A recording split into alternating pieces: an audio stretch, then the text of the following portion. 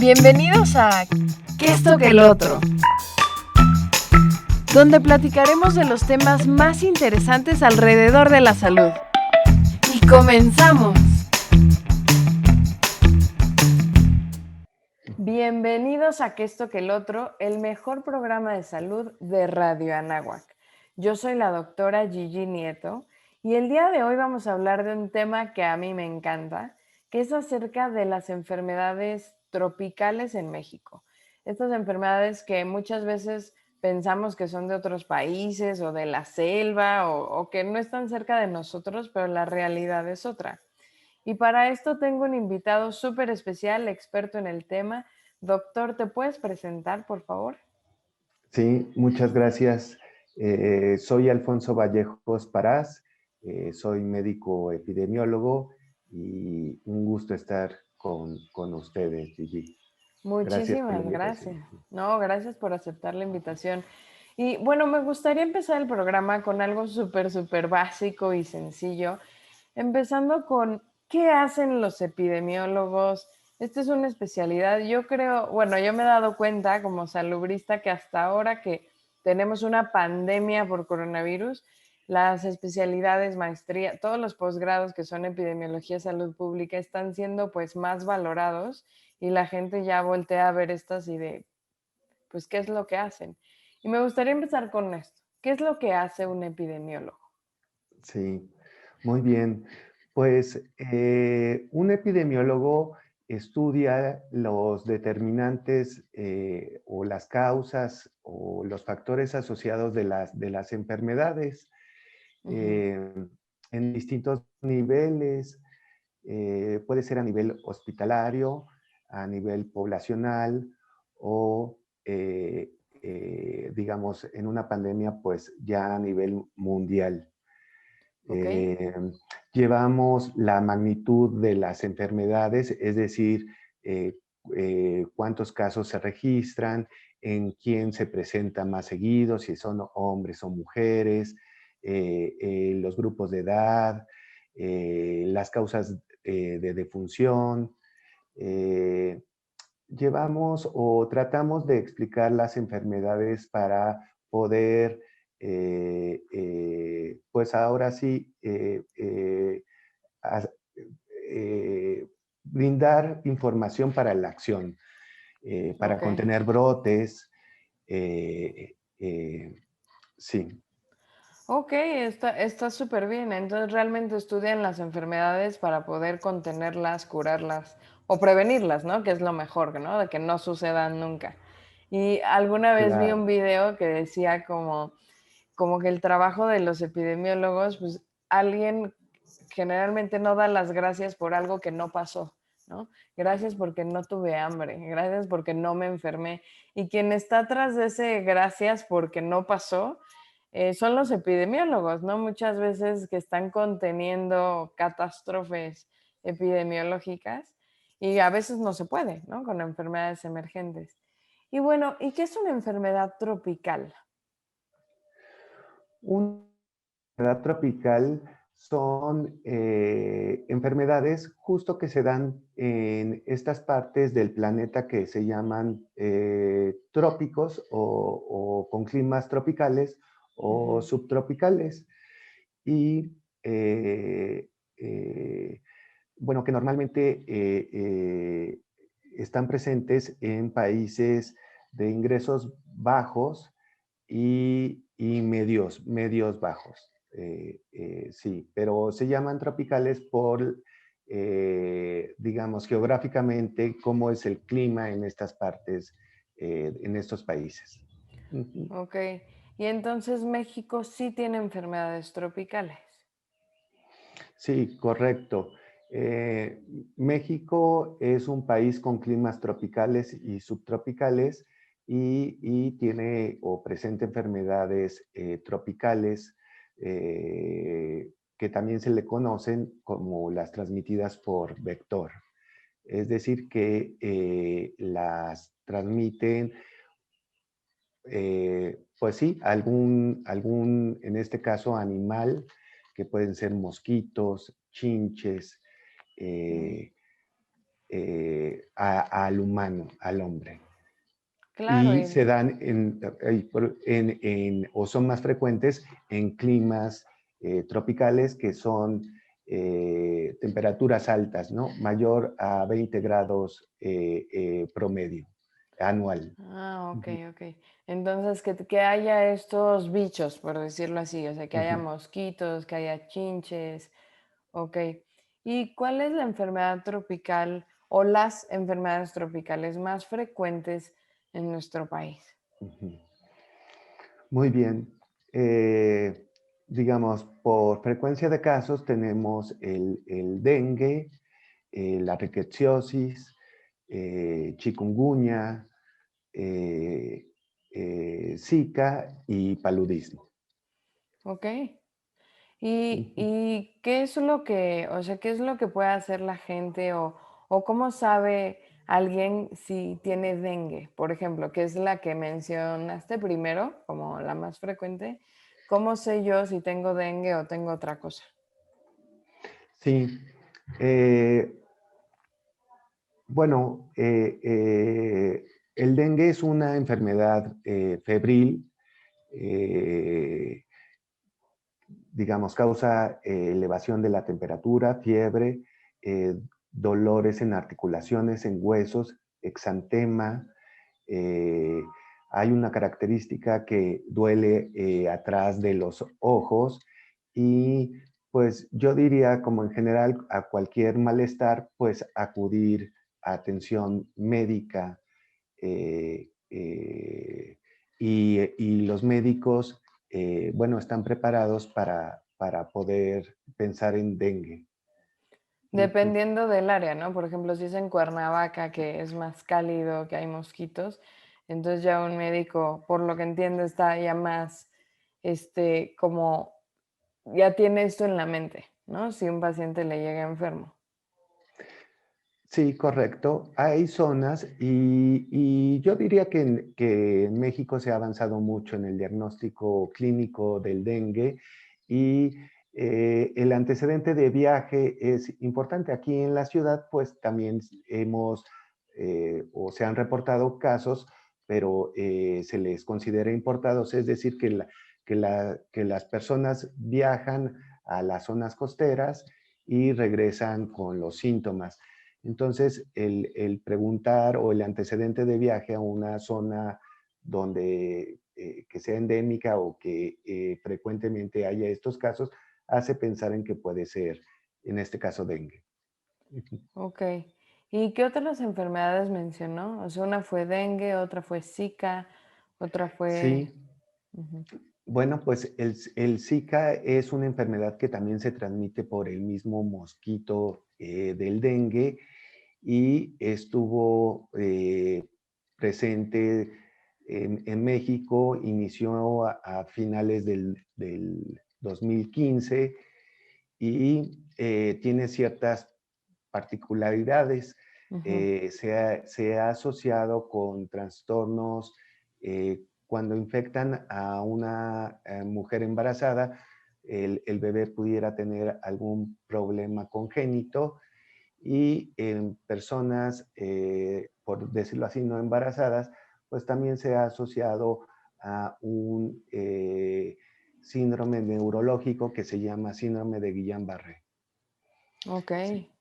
Eh, es una enfermedad normalmente leve que consiste en conjuntivitis frecuentemente, también hay exantema, pero la fiebre suele estar menos presente, al contrario que el dengue, y los huesos no duelen tanto como el dengue. Eh, Ok. sí, ¿Y la riqueza? ¿O sí fue esa o la otra enfermedad? sí, también la Es rickettsiosis. que sí. Sí, muy bien. Esta enfermedad es muy importante y está presente normalmente en, en el norte del país y se transmite por una garrapata que normalmente se transmite al humano o digamos por los perros que tenemos en nuestras casas y eh, es una enfermedad de cuidado. Al no recibir tratamiento inmediato o pronto, puede causar, digamos, complicaciones graves hasta la muerte. Ujú. Ok, entonces aquí también es, si tenemos perros o por nuestra casa hay perros callejeros, pues tener cuidado y, bueno, llevarlos al veterinario, checar que no tengan garrapatas, porque pues también pobres perros, digo, Sí, primero, sí, sí, sí. pobres animales, ¿no? Entonces, pues básicamente son medidas de higiene, ¿no? De salubridad básicas de pues no tener ectoparásitos en nuestras casas. Okey, Correcto, lo dices muy bien, Gigi. Ujú. okey. Y la última enfermedad, porque me acuerdo creo, yo Sí. registré 4 lo que dije. Ajá. Bueno, está la fiebre por chikungunya, Ah, sí, esa también. que, em, bueno, en el 2014 se introdujo al país y es una enfermedad que se transmite por mosquito. También. Afortunadamente ha disminuido su frecuencia en el país y bueno, digamos, el problema con esta enfermedad es que causa problemas articulares y pudieran ser eh, crónicos. Entonces, pues sí, es muy molesto tener dolores articulares crónicos y, y saltándome o cambiando de tema, ahora sí, también, solo para no dejar de mencionarla, el paludismo, La que malaria, es ¿no?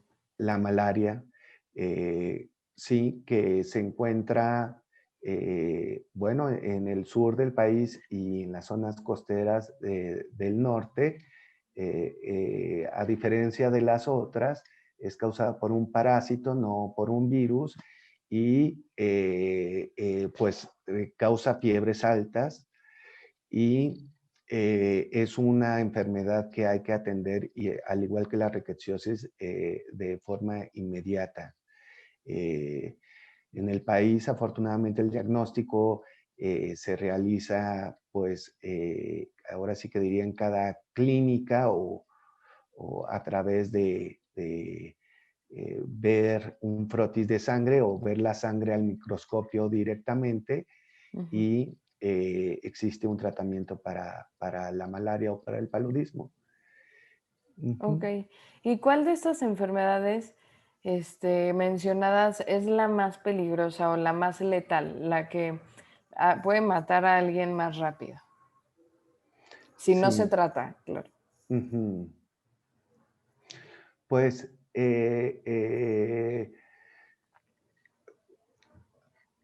digamos, yo diría que la rickettsiosis y el paludismo pueden causar casos fatales si no se tratan. El dengue tiene tres manifestaciones clínicas, es decir, hay tres tipos de cuadro clínico. Uno que le llaman dengue no grave, que digamos dura una semana y solo con reposo y algunos, digamos, medicamentos sintomáticos, eh, eh, va bien la persona. El segundo sería el dengue con signos de alarma, donde ya necesita ser valorado en un hospital y tratamiento en un hospital el paciente. Y la tercera sería el dengue grave, donde, bueno, al igual que en el hospital, se necesita un tratamiento más estrecho y, bueno, lamentablemente, aún con los mejores tratamientos, pudiera fallecer la persona, aunque, digamos, con el tratamiento sí reduce la mortalidad. Con un buen tratamiento adecuado y pronto, hasta, digamos, podría llegar la letalidad de los casos graves de dengue Ujú. abajo del 1%. para ser muy claro, son mucho más peligrosas la rickettsiosis y el paludismo cuando no se tratan. Ujú. Ok. ¿Y cuáles son los estados o las zonas del país que tienen más fuerte este problema? O sea, sí Sí. dijimos como pues, zonas Sí. cálidas con clima tropical, pero así como más puntualmente por estado. Ujú. Es cambiante por la temporada. Ah, claro. Influye el clima, la cantidad de lluvia, la temperatura, pero yo diría que, digamos, el dengue se está presente en casi en 28 estados de la República. Actualmente, pues las zonas de la costa de Jalisco, eh, en el lado del Pacífico y del lado del Atlántico, pues el estado de Veracruz. La rickettsiosis, pues sí, es mucho más frecuente en los estados fronterizos, sobre todo en Sonora. Ah, ok. Eh, No sabía eso. Ujú. Y el paludismo, pues, es igual un mosaico dentro del país, digamos, en Chiapas, Oaxaca, pero el año pasado se presentaron casos en Chihuahua. Entonces, sí, cada temporada o cada año, estas enfermedades tienen temporalidad. Es decir, en los meses de lluvia o en el caso de rickettsiosis de mucho calor, se hacen más frecuentes. Entonces, a mitad, digamos, en los meses de octubre y noviembre es cuando se hacen más presentes o hay más frecuencia de la enfermedad. Ok. ¿Y Ujú. qué es lo que la gente pudiera hacer para prevenir estas enfermedades? Porque Sí, son de origen distinto, ¿no? son de origen distinto. Sí, pues para los que se transmiten por insecto, eh, eh, bueno, pues utilizar, digamos, hay dos medidas de prevención. Pues la primera es evitar la picadura del mosquito y esto se hace a través de usar ropa de manga larga. eh, Pero eh, en calor, qué horror. sí, Pero sí, sí es sí, está verdad. difícil. Utilizar el repelente de mosquitos, Ok. eh, dormir con pabellones, es decir, como una mallita en las camas, Como un eh, mosquitero, de esos pu- como de bebé, de bebé, de correcto. cuna, no sé. Sí, sí, sí. Por supuesto que utilizar mosquiteros en las ventanas y eh, bueno, yo sé que es difícil, pero digamos, utilizar el clima o el aire acondicionado dentro de los domicilios también ayuda a, a que el mosquito no detecte La temperatura del la cuerpo. temperatura del cuerpo, correcto. Órale, eso lo voy a decir en clase a mis alumnos la próxima vez que Mm, hablemos de enfermedades tropicales, porque no se me había ocurrido. Y sí tiene mucha lógica, pero claro, los mosquitos detectan a los humanos por medio del calor, ¿no? Y el sudor. Y si estamos más frescos. Ay, qué buen claro, tip. Ese es un buen tip.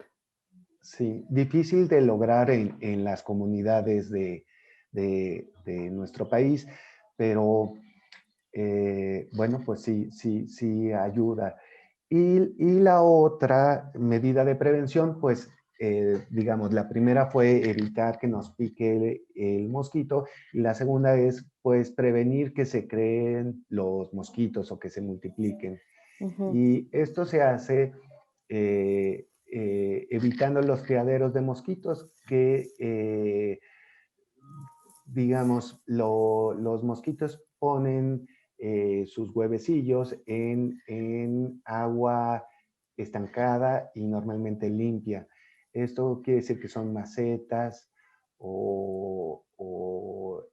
los tinacos, entonces estar volteando, tirando y limpiando estos recipientes para que el mosquito no se propague. Ok, Ujú. entonces no tener agua estancada expuesta, ¿no? Porque Ujú. generalmente, o sea, la gente guarda agua en México en Sí, estos tambos grandotes, pero tienen tapa. Muchas veces los tienen destapados, pero realmente sí vienen con con una como tapita. Entonces tenerlos tapados. correcto. Ok. Y la tercera, bueno, digamos que ya la aplica las autoridades sanitarias, pues sería la fumigación. Eh, puede ser directamente en las casas o en las calles, o inclusive ya más amplio con avionetas. Ujú. Órale. No, sí, con avionetas yo lo he visto en videos nada más. Pero Mm, claro, o sea, si ya de plano hay un brote de dengue importante en alguna comunidad o en algún municipio, pues sí, definitivamente ujú. hay que controlar la población de mosquitos, ¿no? Sí.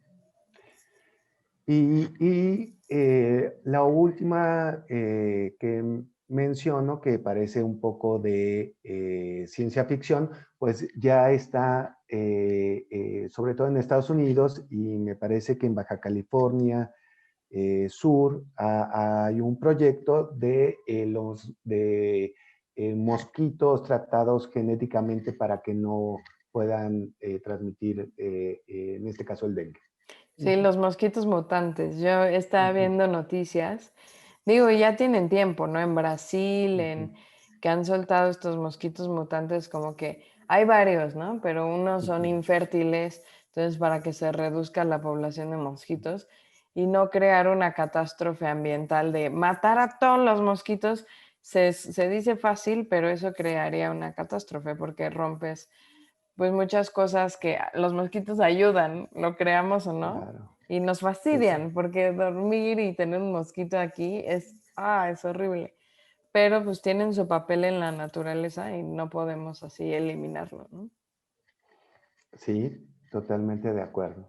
Y de Ujú, hecho hay mucho debate acerca de estos mosquitos mutantes bueno, yo les digo mutantes para agregar drama, ¿no? Pero realmente son mosquitos genéticamente modificados. Pero pues hay mucha preocupación de hasta que si se pueden usar como arma biológica.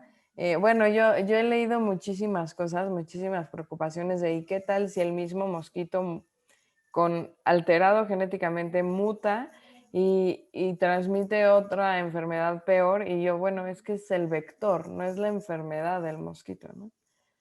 Entonces, tomándonos de esta idea, ¿cuáles son los principales mitos que hay alrededor de estas enfermedades, del dengue, del Zika, de la rickettsiosis, del chikungunya? ¿Cuáles son las principales o los principales mitos? sí, eh, ay, qué difícil pregunta. Es que hay muchos. Sí, por eso hay que Eh, desmitificar.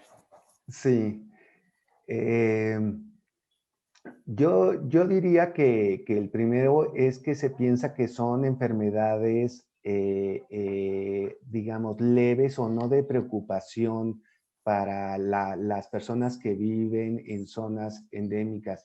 Es decir, no hay que acostumbrarse a vivir con dengue, eh, porque una característica o aún todavía no se sabe por qué a veces puede haber cuadros más graves que otros, Ujú. pero teóricamente digamos, según una infección por el virus dengue, hace más probable que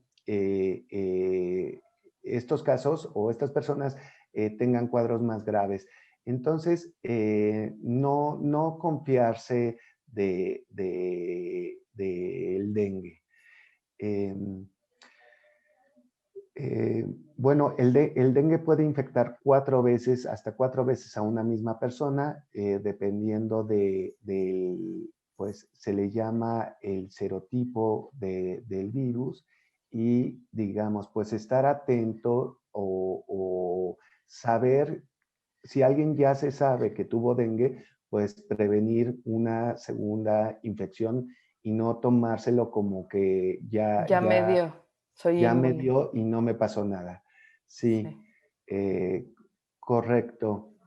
Em, Creo que esa última parte, perdón por ujú, interrumpir, pasa mucho en todas las enfermedades. Lo estamos viendo en COVID, ujú, ¿no? De ya tuve COVID, entonces ya soy inmune a todos los subtipos de virus. Y pues no, no, la realidad es que no. No porque ya te dio una vez te haces inmune. De hecho, muchas enfermedades, si ya te dio una vez, te haces más vulnerable, ¿no? Entonces hay que tener en cuenta que no toda vez que nos enfermemos y sobrevivamos la enfermedad, nos da más fortaleza. En muchas sí, claro, pero la inmunidad tampoco es eterna, es ujú. bastante temporalita. Entonces hay que tener esto en cuenta. Ok, ¿qué otros mitos hay? Sí. Eh, bueno, hay un mito con el uso del paracetamol con el dengue que dice que se puede agravar la enfermedad. Y no, es ideal tomar el paracetamol y no otras, digamos, fármacos como la aspirina que podrían bajar las plaquetas. El dengue o sus complicaciones, eh, pues antes se le conocía como dengue hemorrágico y es justo porque hay una salida de líquido y causa hemorragias.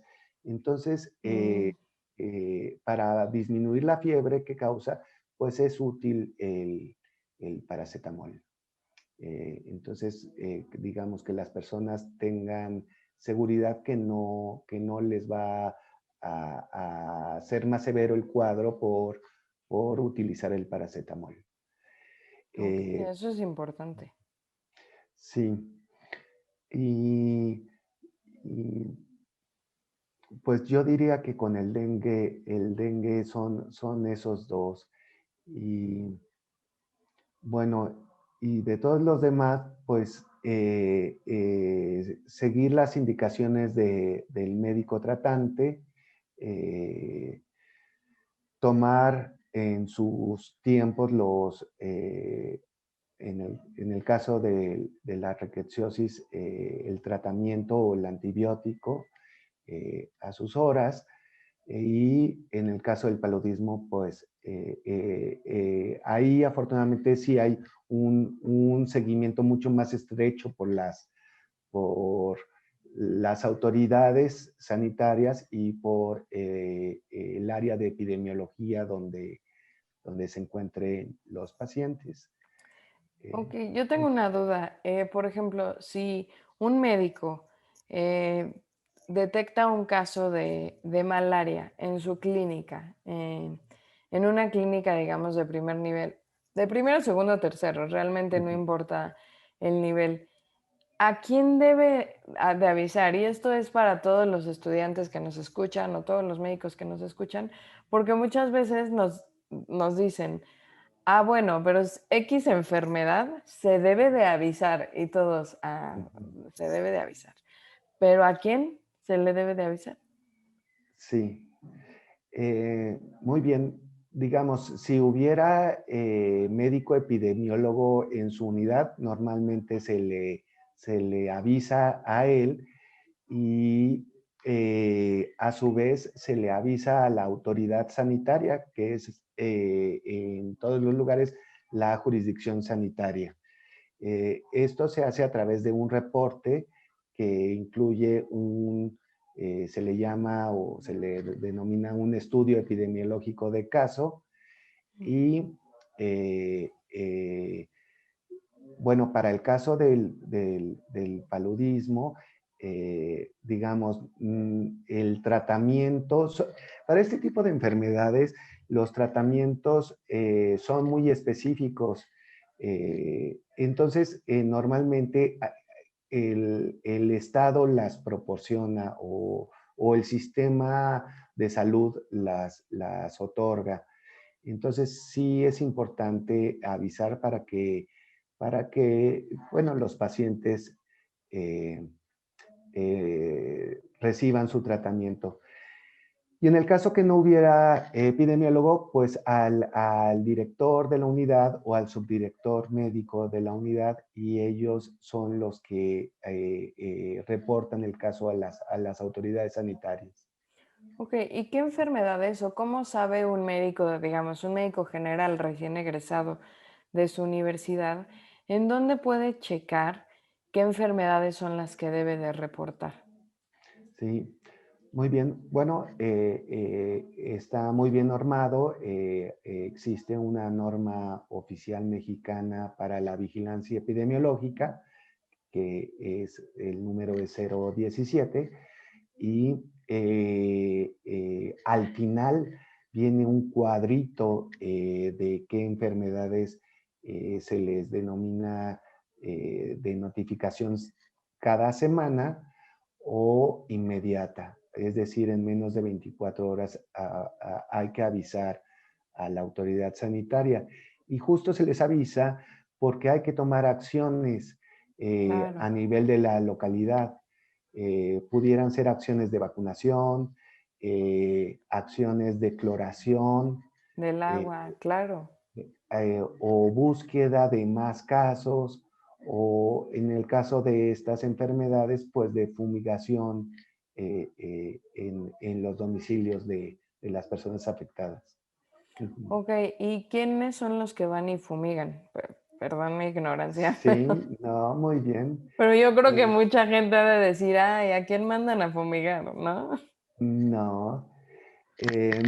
Bueno, afortunadamente existe presupuesto tanto federal como estatal, y se cuenta con un programa igual estatal y federal que se llama justo de vectores, que lo que busca es prevenir brotes de estas enfermedades. eh, es muy interesante. Este programa también se llama vigilancia entomológica, es decir, eh, ponen trampas de mosquitos en ciertos lugares y miden si los mosquitos tienen ciertas enfermedades o el número de mosquitos, cuándo se Órale, presentan los mosquitos. ¿cómo calculan Eh, el número de mosquitos? Eso está como muy difícil, ¿no? Bueno, yo no sé cómo se hace. Sí, bueno, en general, digamos, los mosquitos de este tipo no vuelan mucho, a mucha distancia de las Mm, casas. Entonces, pues se hacen estimaciones. Yo la verdad es que no soy especialista en eso, pero sí se puede saber, digamos, el número de mosquitos, o con el número de larvas también se puede estimar. Y sobre todo qué carga o qué cantidad de mosquitos están infectados con algún tipo de virus, en este caso de dengue, chikungunya o Zika.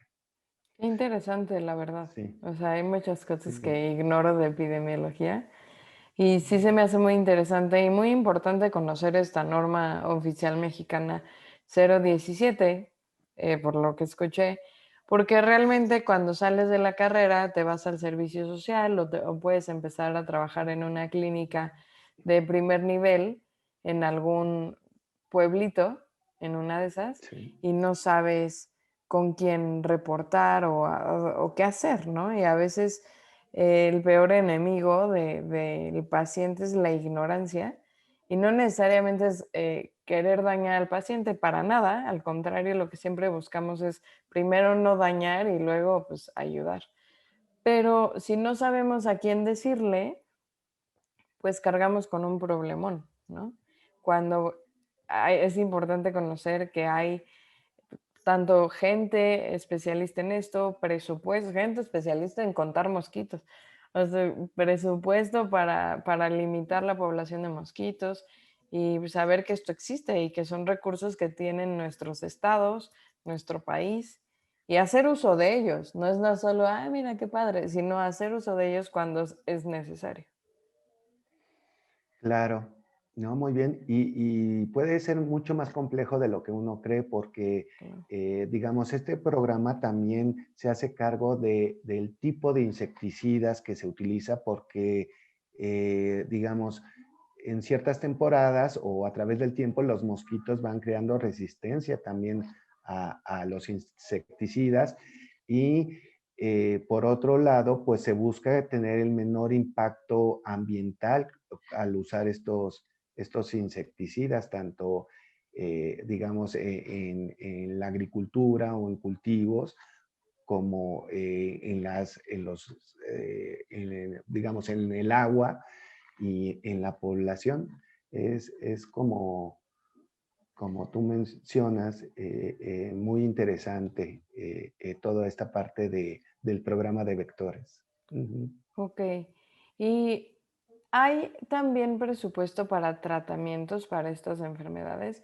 Porque bueno, ahorita con el tema del coronavirus, pues muchas enfermedades quedaron como desprotegidas, por así decirlo, ¿no? Porque mucho dinero se enfocó nada más, se está enfocando nada más en el COVID y pues ciertos cánceres, pues se les quitó presupuesto, lo cual es muy difícil, ¿no? O sea, no es una crítica ni mucho menos, simplemente es una observación, pero como autoridad es muy difícil decir, oye, a ver, esto es urgente, también es importante, o sea, no se le quita la importancia a una cosa por la urgencia de otra. Y es difícil ser la persona que tome esas decisiones, definitivamente ha de ser un gran reto, pero también existe presupuesto para estas enfermedades. ¿Se ha visto afectado el tratamiento de esto con la pandemia del COVID? Mm. Yo diría que no. Afortunadamente no se ha visto afectado. Para el dengue, chikungunya y Zika son tratamientos sintomáticos y digamos, en cualquier lugar normalmente se encuentran presentes. Y para la rickettsiosis y el paludismo, seguramente, afortunadamente no son tantos casos, o digamos, en comparación al COVID, es mucho más reducido el número. eh, por ejemplo, el año pasado en México se presentaron cerca de 330 casos de paludismo, es decir, En todo el año. en todo el año, no son tantos. Y yo diría que durante décadas y en el actual, digamos, gobierno, son temas prioritarios por su implicación, tanto el paludismo como la rickettsiosis. Sí. Ok, no, claro. Y a ver, otra pregunta que yo tengo es, ¿puede dar COVID y dengue al mismo tiempo? O sea, COVID-dengue. Sí, muy bien. Sí, son enfermedades independientes y por supuesto que una persona podría infectarse por el virus del SARS-CoV-2 y por el virus del dengue em, Al mismo tiempo. al mismo tiempo. Yo creo que eso es estar salado, ¿no? Si te dan estas dos cosas, híjole, qué fuerte. Sí, sí, probablemente pues sí sea más grave tanto una enfermedad como la otra y digamos, lamentablemente solo tenemos, eh, digamos, medidas de prevención para el dengue y bueno, pues para el COVID, pues también, ¿no? Inclusive ahora con la vacunación. Eh, sí, ¿Se han reportado casos así como de ya va otra persona con COVID-dengue, ¿o no? ¿O es nada más como un miedo? No, sí, sí, sí, sí han reportado, por lo menos en las noticias, casos de estas dos enfermedades al mismo tiempo o simultáneamente. Qué fuerte. Sí. Ujú. Y en el caso de los niños, o sea, bueno, estoy hablando de niños más pequeños, pero Sí. pues desde bebés, niños, eh, pu- eh, pubertos, Eh, eh, eh, adolescentes. es muy atinada la pregunta. Em, bueno, yo diría que sobre todo el paludismo es mucho más grave en niños. Entonces hay que cuidarlos mucho. Eh, Igual la rickettsiosis, porque están en contacto con los perros o con sus mascotas, Claro, conviven más tiempo con los perritos. Y bueno, la incidencia más alta por grupo de edad de dengue es entre los, yo diría, 5 a 14 años. Entonces, eh,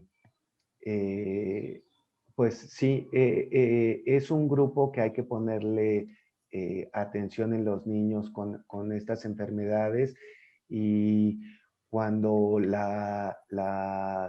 bueno, los papás o la mamá vea que tiene fiebre, que no está comiendo bien o algún vómito, por supuesto que, digamos, estos son los síntomas más frecuentes y menos severos, pero alguna convulsión, pues sí, hay que investigar y llevar a atención médica a los niños y, eh, bueno, pues sí, utilizar las medidas de prevención con los mosquiteros o los repelentes y en el caso de las mascotas, pues tenerlas limpias, bañadas, eh, eh, llevarlas al veterinario para, digamos, el corte del del pelo, pelo.